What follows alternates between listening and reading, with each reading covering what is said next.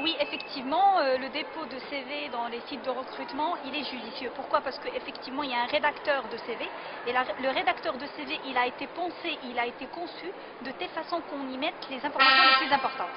Et même dans l'ordre le plus important. On commence par exemple par les informations personnelles, qui donnent justement certaines informations par rapport au candidat, puis l'expérience professionnelle, donc on commence justement du plus récent jusqu'au moins récent, avec des informations sur l'intitulé de poste, sur le secteur, etc.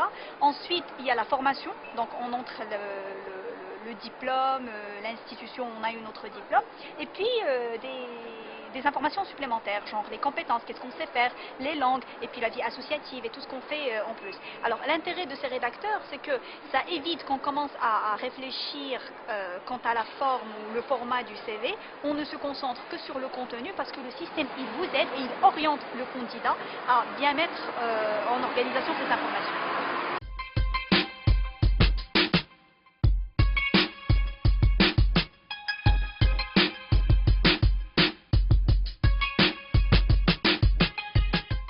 Alors pour les sites de recrutement, on trouve tous les niveaux de carrière. Donc on trouve à partir des gens qui cherchent un stage, bien entendu c'est pas ce qui fait le plus gros des candidats, mais on trouve aussi les débutants comme on trouve les expérimentés. Donc pour répondre à votre question, oui, on peut utiliser les sites de recrutement pour chercher un nouvel emploi et on peut utiliser les sites de recrutement pour trouver un deuxième et un troisième emploi. Pourquoi?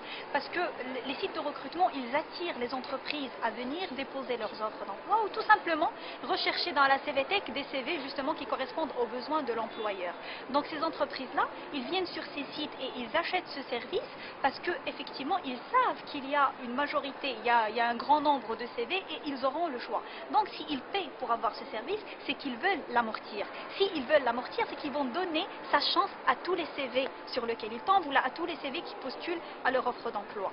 Maintenant, effectivement, pour les candidats, ils doivent utiliser les sites de recrutement, mais il faut maximiser ses chances, il faut utiliser un maximum de méthodes de recrutement et il ne faut pas rater la moindre opportunité de partout.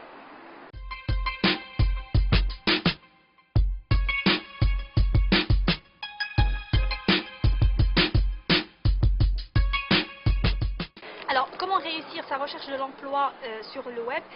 L'action la plus importante que le candidat fait sur Internet, bien sûr, en plus de rechercher les opportunités, est de mettre des informations qui concernent ce candidat. Je parle notamment du CV. Alors, c'est un travail à faire au niveau de CV. Il faut bien remplir son CV.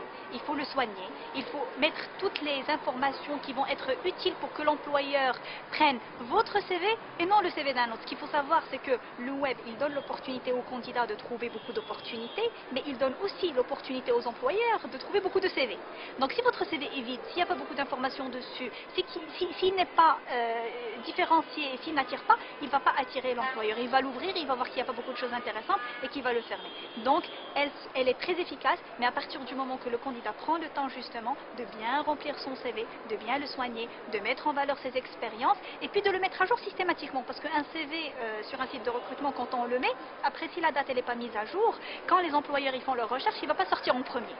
Donc même s'il est intéressant, si je ne l'ouvre pas parce qu'il ne sort pas en premier, je vais perdre une opportunité. Donc bien remplir, bien soigner, rester toujours connecté, c'est-à-dire toujours l'actualiser. Et puis le candidat, il peut toujours aller vers les entreprises et puis postuler aux offres d'emploi qui l'intéressent.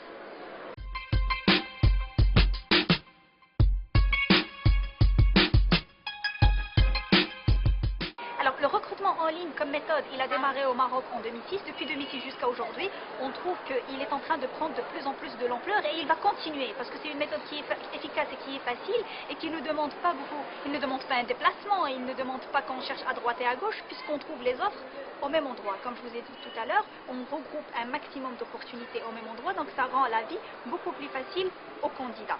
C'est aussi fiable parce que, comme j'ai dit, les entreprises, ils paient pour avoir ce service, donc votre CV, quand il est intéressant, il n'est pas perdu, c'est-à-dire qu'il est utilisé par les employeurs.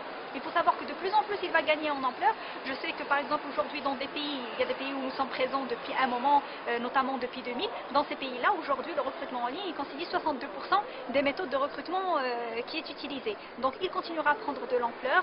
Maintenant il faut vraiment que les candidats suivent, il faut que les sociétés suivent et Inch'Allah tout le monde trouvera le meilleur emploi qu'il cherche. Et d'ailleurs chez nous on dit better job, better life parce qu'une fois que vous avez un emploi qui vous convient, vous êtes heureux parce que vous passez la majorité de votre temps au bureau.